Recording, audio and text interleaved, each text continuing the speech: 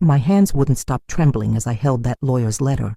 $45 million from a man I'd never met, or so I thought. The paper felt heavy, heavier than any document should feel, and my coffee had gone cold on the kitchen table beside me while I read the same lines over and over again. The inheritance from Richard Morrison, deceased, to his sole biological daughter, Charlotte Ann Morrison. But my name was Charlotte Ann Peterson. I was 62 years old, and in that moment, sitting in the kitchen where I'd made breakfast for 40 years, everything I knew about myself began to crack like old porcelain. The morning had started ordinary enough. I remember because I always remember ordinary mornings. They're the ones that matter most when your world is about to shatter. I'd woken up at 6, made my usual pot of coffee, the kind that fills the whole house with that warm, bitter smell that says home.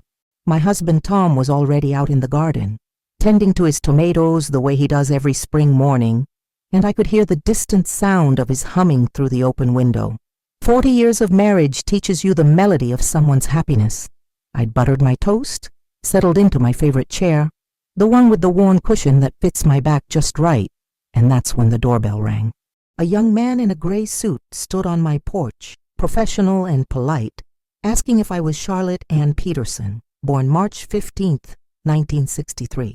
When I said yes, he handed me that envelope with the law firm's name embossed in gold letters, told me to have a good day, and walked back to his black sedan like he hadn't just delivered a bomb disguised as good fortune. I stood there in my old bathrobe, the morning sun warm on my face, holding this envelope and feeling my heart start to race in a way that had nothing to do with good news. Something about it felt wrong before I even opened it. Inside, the letter was formal, typed on heavy cream paper that probably cost more per sheet than my weekly grocery bill. It explained that Richard Morrison had passed away 3 months ago in Seattle, that he'd left specific instructions in his will, that I was his biological daughter and sole heir to his considerable estate, valued at approximately $45 million. There were investment portfolios, real estate holdings, stocks, bonds, a list of assets that read like something from a movie, not from my simple life in this small Ohio town, where the biggest excitement is usually the county fair. But it was the phrase biological daughter that made my stomach drop, made the room spin just slightly, made me grip the edge of the table to steady myself. I'd never questioned my parents, never had a reason to. Mom and Dad, Helen and Robert Peterson, they'd raised me with love and attention and all the normal struggles of a middle-class family in the 70s and 80s. I looked like Mom. Everyone said so, with the same nose and the same way of tilting my head when I listened. Dad taught me to ride a bike, to balance a checkbook, to stand up for myself when the world tried to push me down. They'd celebrated every birthday, attended every school play, helped me through my divorce from my first husband when I was 32, danced at my wedding when I married Tom 5 years later. They'd been there for everything, and now this letter was suggesting that everything, my entire identity, had been built on a lie. My first instinct was to call them. Mom and Dad lived just 20 minutes away in the house where I grew up, the one with the yellow shutters and the maple tree out front that we used to climb. They were both 78 now, still healthy, still active in their church community and their book club and their Tuesday night bridge games. I picked up my phone, thumb hovering over Mom's number, and then I stopped. Something made me stop. Maybe it was fear of what I'd hear in her voice. Maybe it was the need to process this alone first, to gather my thoughts before I confronted them with questions that might break something precious and irreparable. I set the phone down and just sat there, letting the silence of my kitchen surround me, broken only by the ticking of that old wall clock Tom's mother gave us years ago. The lawyer's letter included a phone number to call, a Mr. Patterson at Patterson and Associates in Seattle. I was supposed to contact him within 30 days to begin the probate process, to claim my inheritance, to learn more about Richard Morrison and why he'd left me everything. But I couldn't think about money right then. $45 million meant nothing compared to the question burning in my chest. Who was Richard Morrison? And why had I never heard his name until today? If he was my biological father, where had he been for 62 years? Why had I been raised by the Petersons? What had happened that required such a massive secret, kept so carefully that not even a hint of it had ever reached me? I spent that whole morning in a fog, going through the motions of daily life, while my mind churned through possibilities. Tom came in from the garden around 10, cheerful and dirty, asking what was for lunch, and I showed him the letter with shaking hands. His face went through the same progression mine had: confusion, shock, disbelief, and then concern for me, for what this meant for me. He pulled me into his arms, and I let myself lean against his solid chest, breathing in the smell of earth and sunshine on his shirt. He didn't offer easy answers or false reassurance. He just held me and said, "Whatever this is, we'll figure it out together." And I loved him for that, for not making it smaller than it was. By afternoon, I'd made the decision. I called Mom and asked if I could come over that evening, said I needed to talk to them about something important. Her voice brightened with curiosity and maybe a little worry. Mothers always know when something's different. But she said, of course, "Come for dinner. We're having pot roast." The normalcy of pot roast felt absurd against the weight of what I was carrying. But I agreed and hung up, then spent the next few hours trying to prepare myself for a conversation that could never be prepared for. How do you ask your parents if you're adopted? How do you confront the people who raised you with the possibility that they've been lying to you for your entire life? Tom offered to come with me, but I told him I needed to do this alone. This was between me and them, a family matter that predated him, that required the intimacy of the three of us without witnesses. He understood, kissed my forehead, and told me to call if I needed him. I drove to my childhood home in the early evening, when the light was golden and soft, making everything look like a memory. The street looked the same as always. Mrs. Henderson's garden overflowing with roses, the miller's dog barking from behind their fence, kids playing basketball in a driveway down the block. Normal life, continuing as if mine hadn't just imploded. Mom answered the door with a smile, wiping her hands on her apron, the smell of pot roast and carrots drifting from the kitchen. Dad was in his recliner, reading the newspaper with his glasses perched on his nose, and he looked up when I came in, giving me that warm grin that had made me feel safe my whole life. They both looked so familiar, so solid, so exactly like my parents, that doubt crept in for a moment. Maybe the letter was wrong. Maybe there had been some terrible mistake, some confusion of names and dates. Maybe Richard Morrison had the wrong Charlotte Peterson. But then I remembered the birth date, March 15th, 1963, and I knew they'd gotten it right. We sat down to dinner first because Mom insisted, and I pushed pot roast around my plate while they chatted about their day, about the church bake sale this weekend, about the Hendersons planning a trip to Florida. Normal conversation, the kind we'd had 1,000 times, but it felt surreal now, like I was watching us from outside myself. Finally, when the plates were cleared and we'd moved to the living room with coffee, I pulled out the letter. My hands were shaking again, and my voice came out smaller than I'd intended when I said, "I got this today. I need you to tell me the truth." Mom took the letter from me, and I watched her face as she read it. I watched her eyes move across the lines, saw the exact moment when she reached Richard Morrison's name because her face went pale, all the color draining out like someone had pulled a plug. She handed the letter to Dad without a word, and he read it too, slower, his jaw tightening. The silence in that room was suffocating. The clock on the mantel ticked away seconds that felt like hours.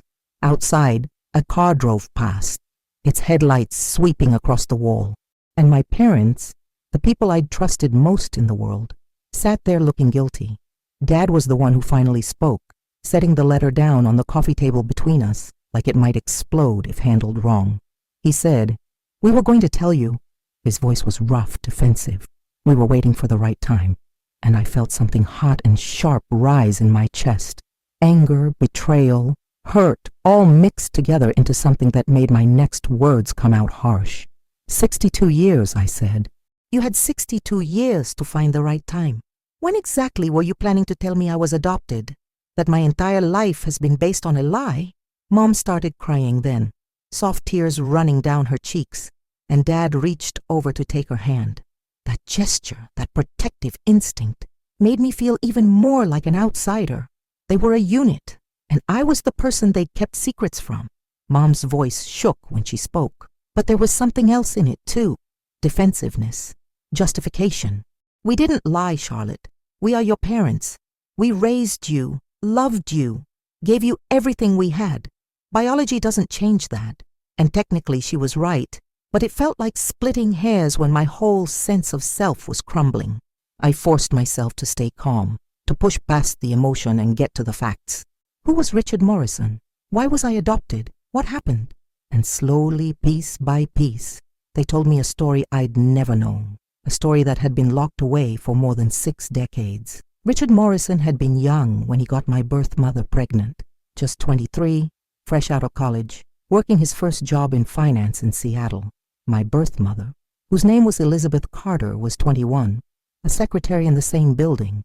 They dated briefly, casually, nothing serious according to my parents.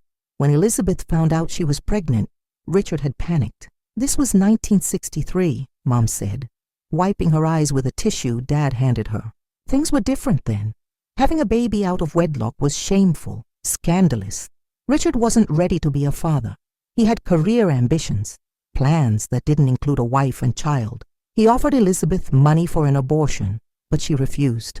She wanted to keep the baby, to keep you, but she was scared, alone, unsure how she'd manage as a single mother in an era that judged women harshly for such situations. So she made a decision. She decided to give you up for adoption. Dad picked up the story, his voice steadier now, falling into the narrative they'd probably rehearsed in their minds many times over the years, even if they'd never said it aloud to me. Your mother and I had been trying to have a baby for 5 years with no success.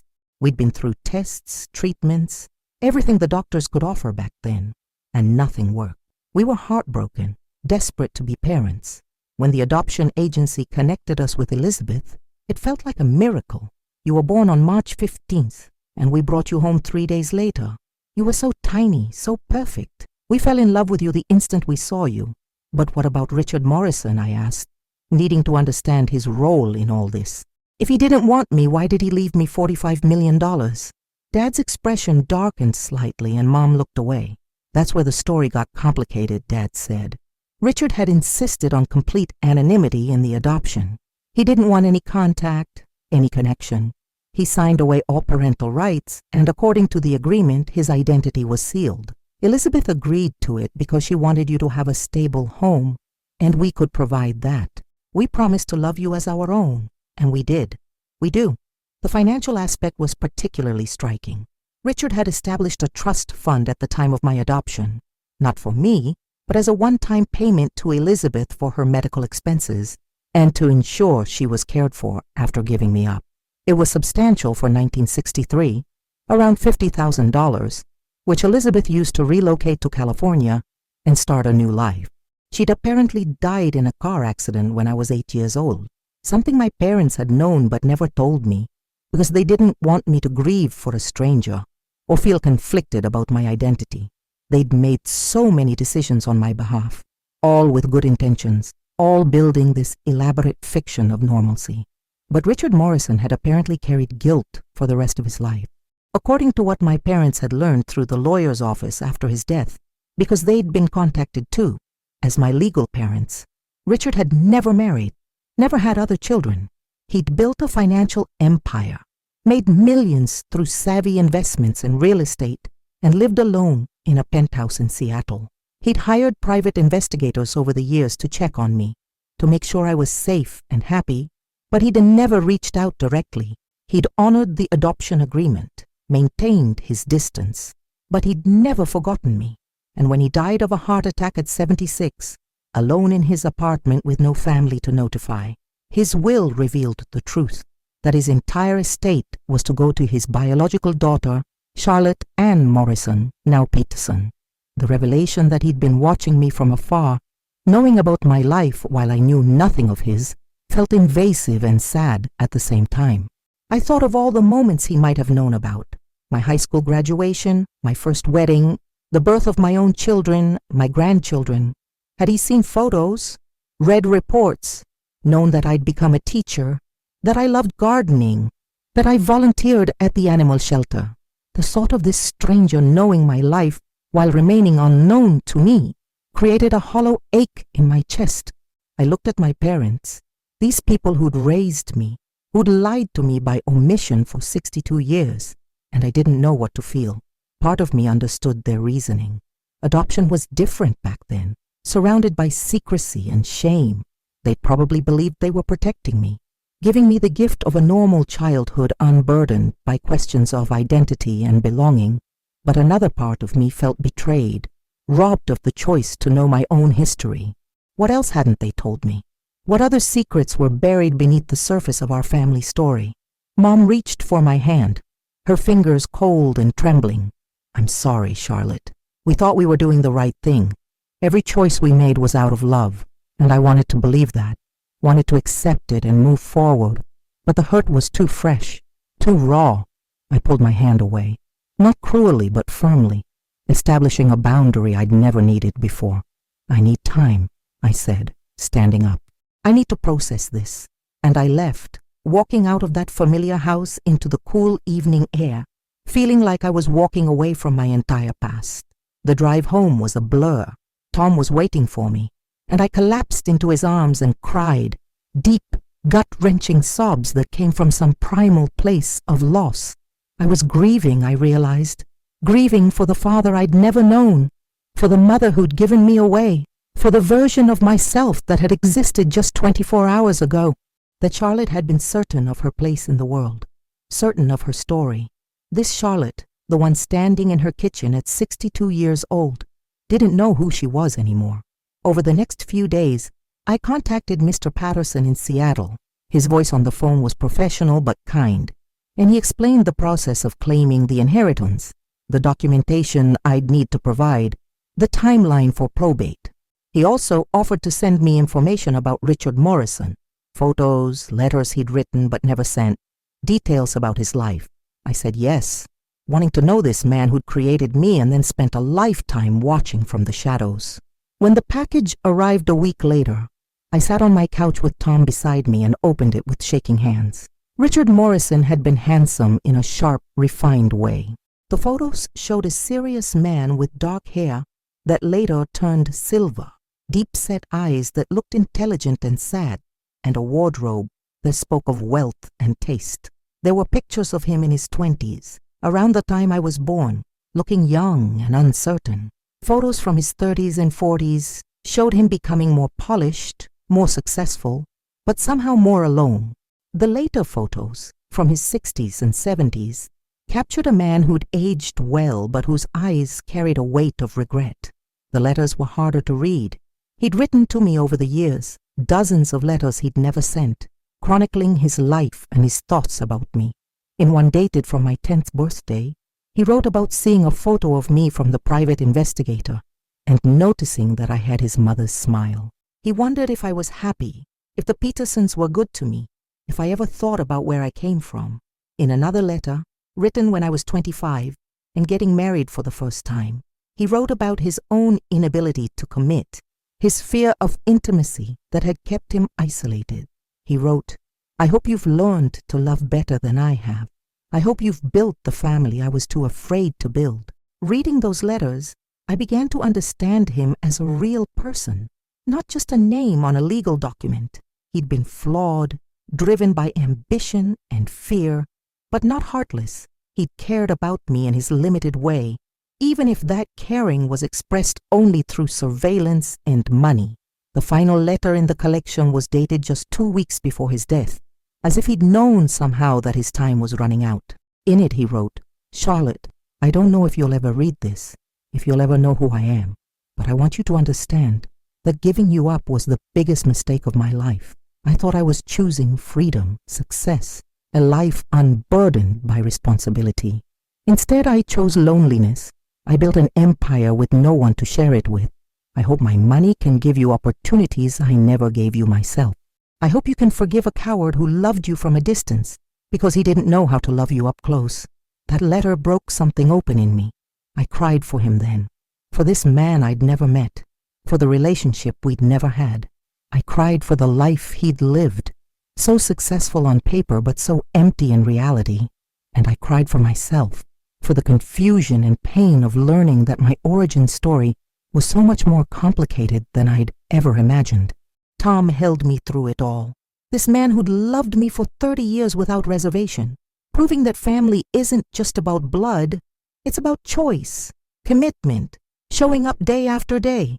But I was also angry at Richard for his cowardice, for choosing money over connection, angry at my birth mother Elizabeth for giving me away, even though I understood intellectually that she'd done what she thought was best, angry at my parents, at Helen and Robert Peterson, for keeping this secret, for robbing me of the chance to know Richard while he was alive.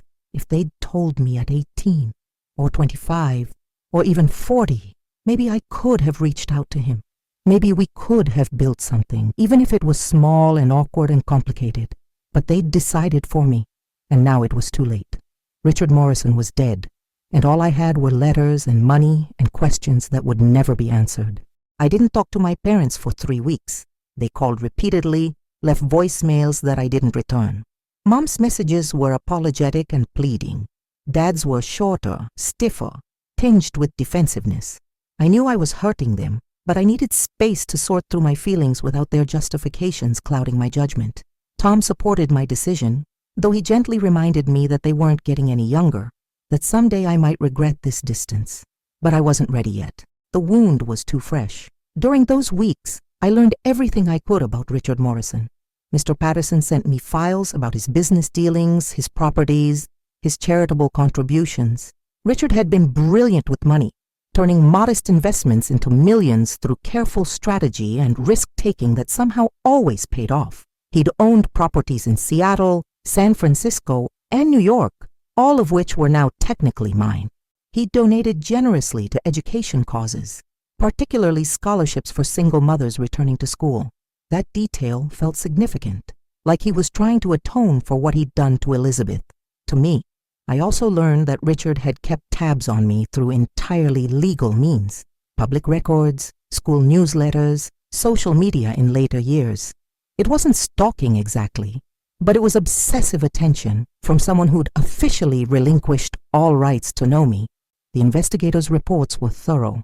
They noted my career as an elementary school teacher, my volunteer work, even my favorite coffee shop. Reading them felt surreal, like looking at my life through a stranger's eyes. He'd known so much about me, and I'd known nothing about him. The asymmetry of it felt deeply unfair. My children, Jessica and Michael, both in their 30s now with families of their own, were shocked when I told them. I'd waited until I had the facts straight, until I could present the story coherently without breaking down. Jessica, my oldest, was angry on my behalf, ready to cut off her grandparents entirely for lying to me. Michael, always more measured, tried to see it from everyone's perspective. They both asked if this changed anything about our family, about their own identities, and I had to reassure them that they were still exactly who they'd always been. But privately, I wondered if it did change things, if this revelation rippled outward to affect how they saw themselves, their heritage, their place in our family tree. The inheritance itself was overwhelming to contemplate. $45 million would change my life completely if I chose to accept it. Tom and I could retire immediately, travel the world, buy a bigger house, set up trust funds for our grandchildren. We could donate to causes we cared about, make a real difference in our community. But the money felt tainted somehow, like accepting it meant validating Richard's choice to stay away, to buy his way into my life after death, rather than earning a place in it during his life. I found myself resenting the inheritance, even as I recognized how ungrateful that sounded. Most people would kill for this kind of financial security, yet it felt like blood money to me. Mr. Patterson explained that I had options. I could accept the inheritance fully, reject it entirely, or accept it and donate portions to charity. He also mentioned that Richard had included a provision in his will, a letter to be delivered to me only if I chose to accept the inheritance. It was sealed, waiting in the law firm's vault in Seattle, a final message from beyond the grave. Part of me wanted to read it immediately, desperate for any insight into his thinking. Part of me wanted to reject the whole thing, to send the money to charity and walk away from this mess entirely. I was caught between curiosity and self-protection. After a month of processing, I finally agreed to meet my parents again. We met at a neutral location, a quiet cafe downtown, where we could talk without the emotional weight of childhood memories pressing in. They looked older somehow, worn down by the weeks of separation and uncertainty. Mom's eyes were red-rimmed like she'd been crying regularly, and Dad's shoulders sagged in a way I'd never noticed before. Seeing them like that softened something in me, reminded me that they were human, flawed, trying their best with impossible situations. We talked for hours that day.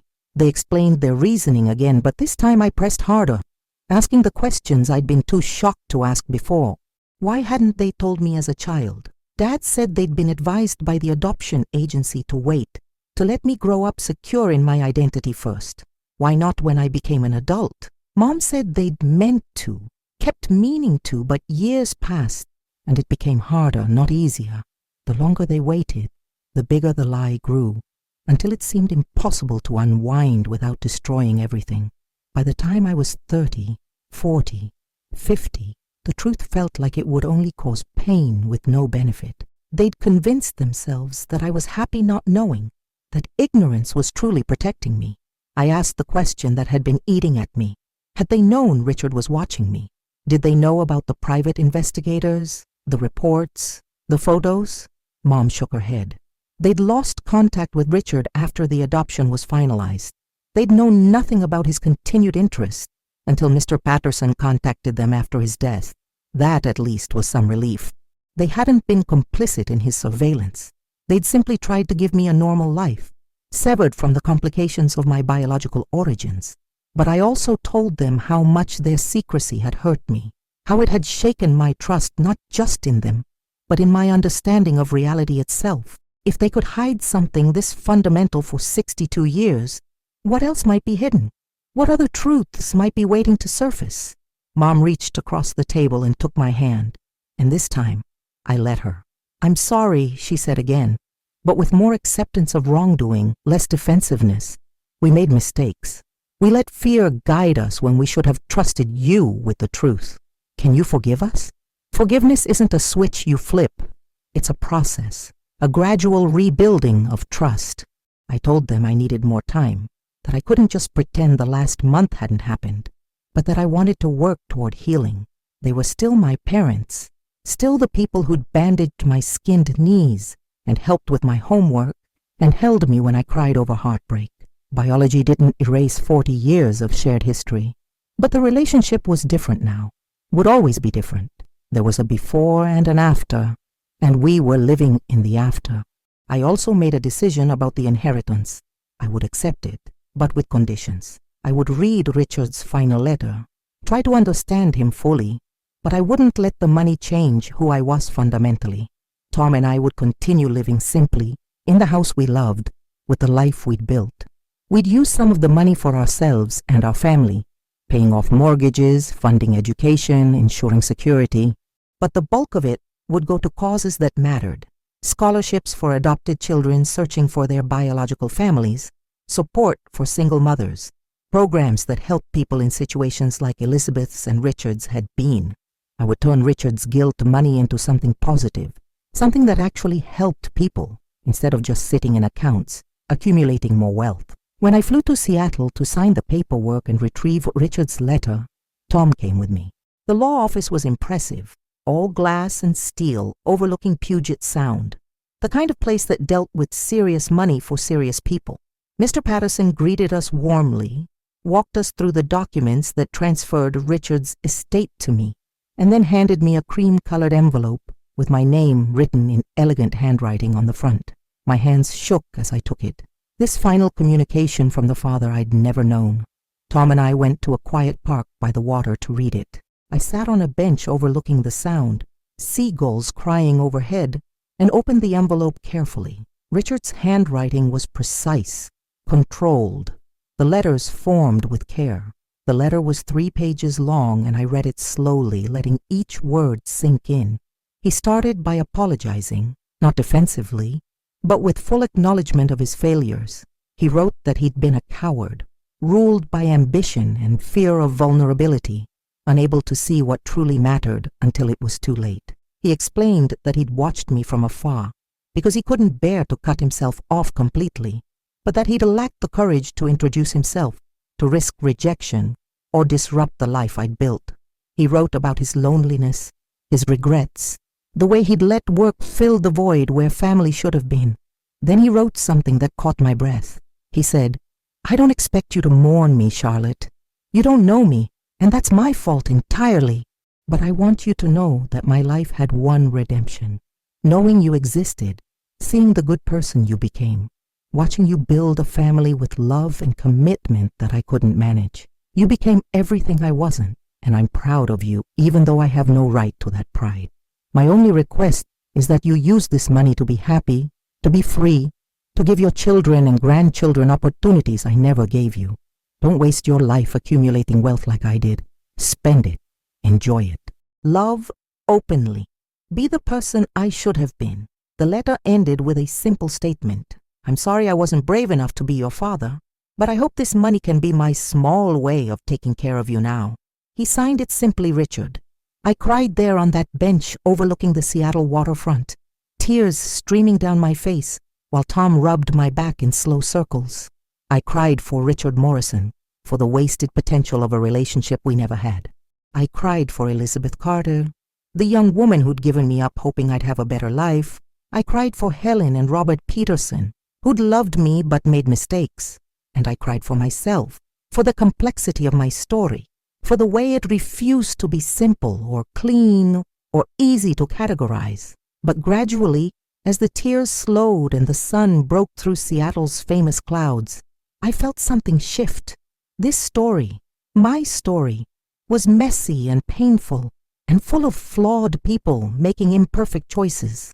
But it was also a story of survival, of making the best of difficult circumstances, of love expressed in various forms even when it wasn't perfect. Richard had failed as a father, but he'd tried in his limited way to make amends. My parents had lied, but they'd also raised me with genuine love and care. Elizabeth had given me away, but she'd ensured I went to a stable home. Everyone had been trying to do their best with the tools they had, even when their best wasn't enough. I realized then that I had a choice about what this inheritance meant. I could let it poison my remaining years with bitterness and what-ifs, or I could accept it as a strange gift, a tool for creating good in the world.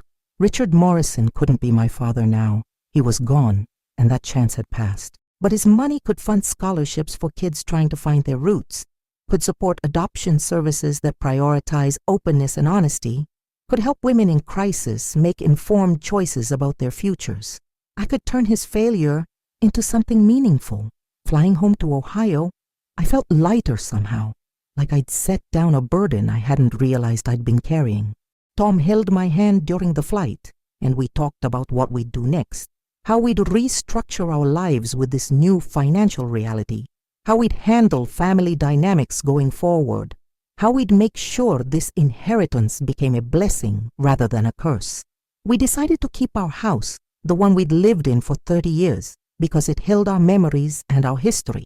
But we'd update it, make it comfortable for aging, add space for when our grandchildren visited. We'd also established the Elizabeth Carter and Richard Morrison Foundation, dedicated to supporting adoptees and birth parents navigating the complex emotions of adoption. We'd fund therapy, search services, legal help, anything that might prevent the kind of decades-long secrecy that had defined my story. We'd work with adoption agencies to promote open adoption practices, transparency, honesty. We'd try to ensure that other children didn't grow up as I had, in the dark about essential truths of their identity. When I got home, I invited my parents over for dinner. Tom made his famous lasagna, and we sat around our dining room table like we'd done countless times before. But everything was different now. There was an honesty in the room that hadn't existed before, an acknowledgement of complexity. I told them about Richard's letter, about my decision regarding the inheritance, about the foundation we were planning. Mom cried again, but this time with relief and pride. Dad nodded approvingly, saying he thought it was the right way to honor everyone involved. And slowly, carefully, we began to rebuild. It wasn't the same relationship we'd had before. That innocent trust was gone forever, but it was perhaps more real, more authentic. We talked about hard things now, didn't shy away from uncomfortable truths. My parents shared more about their own struggles with infertility, the shame and grief they'd carried, their deep gratitude when they'd been matched with me. I shared my ongoing confusion about identity, my grief for Richard, my slowly growing acceptance of my complicated origin story. My children and grandchildren became involved in the foundation planning, excited about the prospect of helping others navigate adoption challenges. Jessica, who'd been so angry initially, channeled that anger into advocacy, researching best practices and connecting with adoption reform groups. Michael used his business skills to help set up the foundation structure, ensuring the money would be used effectively. Even my teenage grandchildren contributed ideas, bringing fresh perspectives about what adoptees their age needed and wanted. The foundation launched 6 months after I received the inheritance, operating out of a small office in downtown Columbus, but serving people nationwide. We hired adoption counselors, funded search angels who helped people locate biological family members, and offered grants to therapy practices specializing in adoption trauma. We also started a scholarship program for adoptees pursuing higher education, something that would have made Richard proud given his focus on educational philanthropy. On what would have been Richard Morrison's 77th birthday, I stood at the podium during the foundation's opening ceremony and told my story publicly for the first time. It was terrifying and liberating simultaneously, admitting to a room full of strangers that I'd only recently learned I was adopted, that I'd inherited millions from a father I never knew, that my whole understanding of family had been upended at 62 years old. But as I spoke, I saw people nodding, crying, relating to pieces of my experience, even if their details were different. Adoption touches so many lives, not just adoptees and birth parents, but siblings, grandparents, friends, entire extended families, navigating complex emotions. I ended my speech with the wisdom I'd gained through this painful process. Family isn't simple, I said. It's not just biology or just choice. It's the messy combination of both, layered with history and emotion, and countless small moments that add up to connection. I'm the daughter of Helen and Robert Peterson, who raised me with love despite their mistakes. I'm the daughter of Richard Morrison, who failed me but tried to make amends. I'm the daughter of Elizabeth Carter, who made an impossible choice in an impossible time. And all of those truths can coexist. They don't cancel each other out. They add layers to who I am.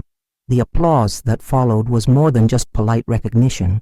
It was affirmation from people who understood, who carried their own complex stories of family and identity.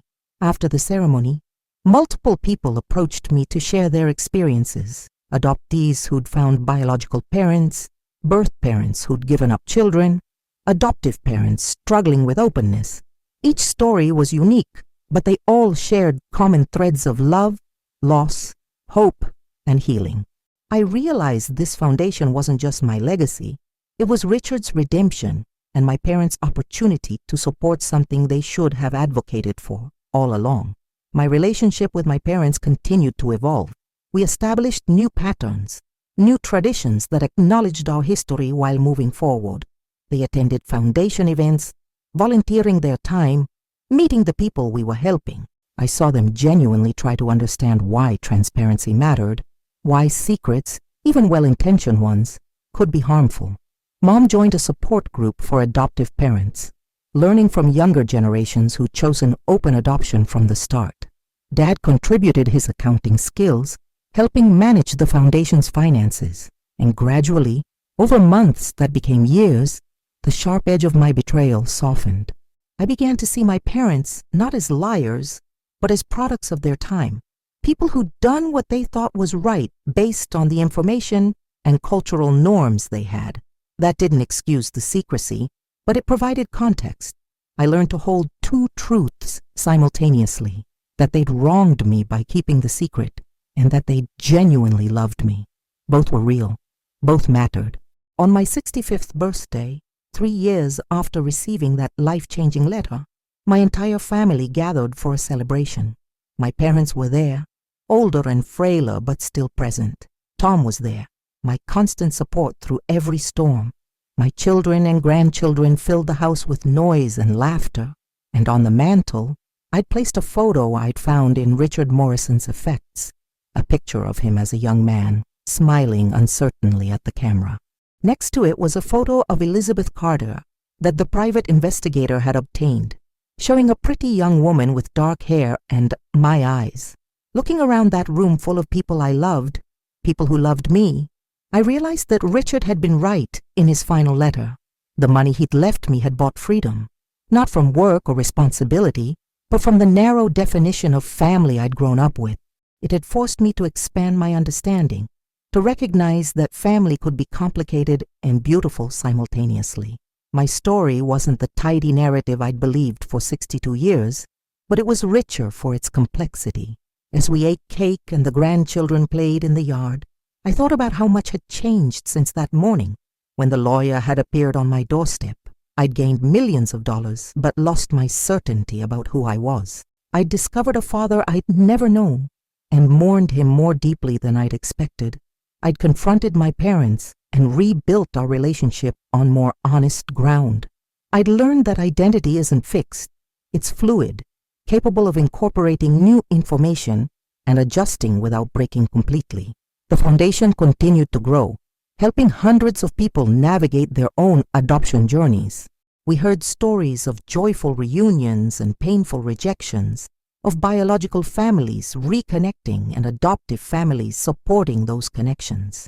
Every story reinforced my belief that secrets poison families, that transparency, even when it's difficult, is always better than lies of omission. I wished someone had told Helen and Robert Peterson that 62 years ago. I wished someone had encouraged Richard Morrison to face his fear and reach out while he was alive.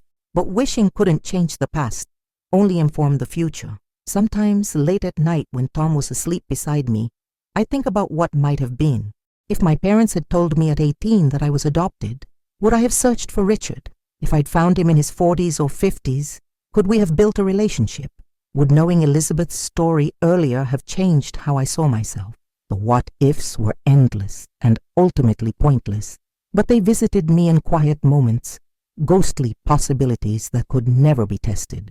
What I knew for certain was this: I'd survived the revelation. I'd taken something that could have destroyed me and used it to create meaning. The inheritance that could have been a curse became a tool for helping others. The family secrets that could have ended relationships became catalysts for deeper honesty.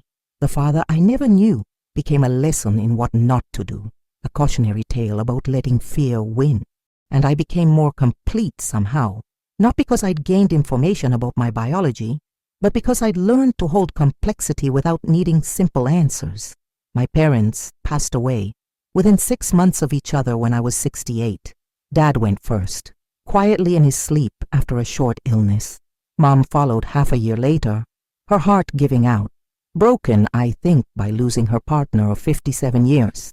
At both funerals, I spoke about their love for me, their dedication, their sacrifices. I didn't mention the adoption secret publicly, didn't air our family's complicated history in front of the whole community, but privately at the grave sites, I whispered forgiveness. I told them I understood they'd done their best, that I didn't hate them for their choices, that I hoped they'd found peace. Standing at their graves, I felt the weight of being the last generation, the bridge between them and my children. I carried their secrets and Richard's regrets and Elizabeth's impossible choice. But I also carried their love, Helen's patience teaching me to sew, Robert's pride at my graduation, Richard's quiet surveillance that spoke of caring he couldn't express, Elizabeth's courage in choosing my life over convenience. All of it lived in me, a complicated inheritance more valuable than money. The foundation became my life's work in retirement. Tom and I traveled for it, speaking at adoption conferences, meeting with legislators about adoption reform, connecting with organizations doing similar work. We funded documentaries about adoption ethics, supported research into adoption trauma, and amplified the voices of adoptees who'd been silenced for too long. The $45 million from Richard Morrison stretched further than I'd imagined, touching thousands of lives, creating ripples of change that would continue long after I was gone. On what would have been Richard's 80th birthday, I visited his grave in Seattle. I'd bought a plot near his and arranged for Elizabeth to be moved there from her burial site in California, reuniting them in death since they'd been separate in life. The headstone read, Elizabeth Carter and Richard Morrison, Charlotte's beginning. It felt right, acknowledging their role in my existence, while not claiming a relationship we never had. I placed flowers on both graves and sat on a nearby bench, telling them about the foundation, about my life, about the family they'd both missed. I told Richard that I wished he'd been braver, that I wished he'd reached out before it was too late. But I also thanked him for the inheritance, for the opportunity to turn his regret into purpose.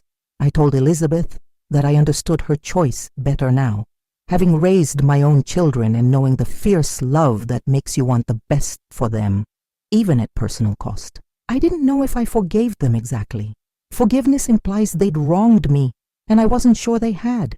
They'd done what they thought was necessary in their circumstances. They'd been human, flawed, trying to navigate impossible situations without roadmaps. What I told them, sitting there in that Seattle cemetery, with the wind off Puget Sound ruffling my hair, was that I'd made something good from their complicated legacy, that their failure to connect had been transformed into connection for hundreds of others, that their silence had taught me the value of speaking truth, that their story, painful as it was, had become a catalyst for change. And that's what I hoped they could understand, that messy, imperfect love is still love, that trying and failing is better than not trying at all, that family, in all its complicated forms, is worth fighting for. In the end, I learned that respect isn't given. It's earned through honesty, even when that honesty is delayed. That inheritance isn't just money. It's the lessons and legacies we leave, intentionally or not. That identity isn't simple or fixed, but layered and evolving. And that even at 62, you can discover new truths about yourself and still remain fundamentally who you've always been.